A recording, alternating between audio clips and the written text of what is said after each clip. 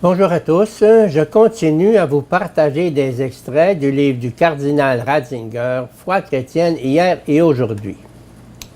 Pour aller plus loin, il nous faut expliciter encore davantage notre pensée. Nous venons de dire que le cosmos n'est pas un simple cadre extérieur de l'histoire humaine, un édifice statique, une sorte de récipient où se trouvent toutes sortes d'êtres vivants, que l'on pourrait transvaser tout aussi bien dans d'autres récipients. Cela signifie positivement que le cosmos est mouvement, qu'il n'a pas seulement une histoire en lui, mais qu'il est lui-même histoire. Il n'est pas seulement le théâtre de l'histoire humaine, il est histoire bien avant l'homme et ensuite avec lui. En définitive, il n'existe qu'une seule et universelle histoire du monde qui, à travers les hauts et les bas, les progrès et les reculs qu'elle présente, a pourtant une direction d'ensemble et va de l'avant. Il est vrai que pour celui qui n'en perçoit qu'une fraction, même si celle-ci est relativement grande, il semble que ce soit toujours le même mouvement cyclique, indéfiniment recommencé. On ne peut y reconnaître une direction. Il faut arriver à voir l'ensemble pour l'apercevoir.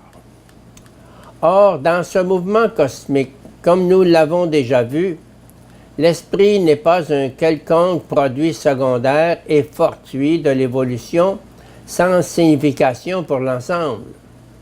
Nous avons pu constater au contraire que dans cette évolution, la matière et son développement constituent la préhistoire de l'esprit. La foi au retour du Christ et à l'achèvement du monde grâce à lui pourrait ainsi se définir comme la conviction que notre histoire avance vers un point oméga dans lequel il deviendra définitivement clair et manifeste que l'élément stable, ce fond de réalité qui porte toute chose, n'est pas la simple matière inconsciente, que c'est au contraire le sens qui constitue le véritable sol ferme. C'est le sens qui donne cohésion à l'être, qui lui donne réalité. Il est la réalité. L'être ne reçoit pas sa consistance d'en bas, mais d'en haut. Que ce processus de complexification de l'être matériel par l'esprit existe, que l'être matériel soit reconstitué par l'esprit en une nouvelle forme d'unité, nous en faisons déjà aujourd'hui en un certain sens l'expérience dans la transformation du monde réalisée par la technique. Dans cette possibilité de manipulation du réel, les frontières entre nature et technique commencent à s'effacer. Les deux ne peuvent plus être nettement séparés. Sans doute, cette analogie est-elle à bien des égards sujette à caution. Cependant, à travers de tels processus, se fait jour une forme du monde où l'esprit et la nature ne sont plus simplement juxtaposés, mais où, dans une complexification nouvelle, l'esprit intègre en lui ce qui apparemment est purement naturel et crée ainsi un monde nouveau qui représente en même temps nécessairement la fin de l'ancien.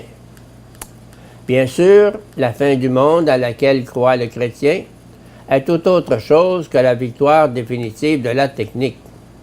Mais la fusion entre la nature et l'esprit opérée par la technique nous permet de comprendre de façon nouvelle dans quel sens il faut penser la réalité de la foi au retour du Christ comme foi en l'unification définitive du réel à partir de l'esprit. Cela nous permet de faire un pas de plus. Nous avons dit que la nature et l'esprit forment une unique histoire qui progresse de telle manière que l'esprit se révèle toujours plus comme le principe qui englobe tout, si bien que concrètement, l'anthropologie et la cosmologie finissent par confluer.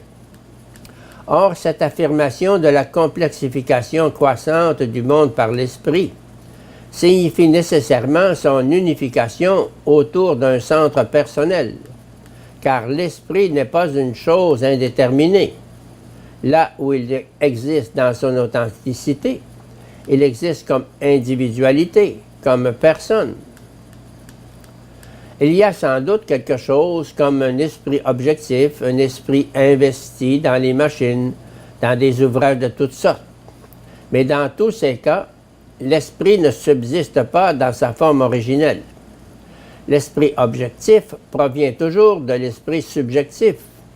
Il renvoie à la personne, qui est le seul mode d'existence authentique de l'esprit.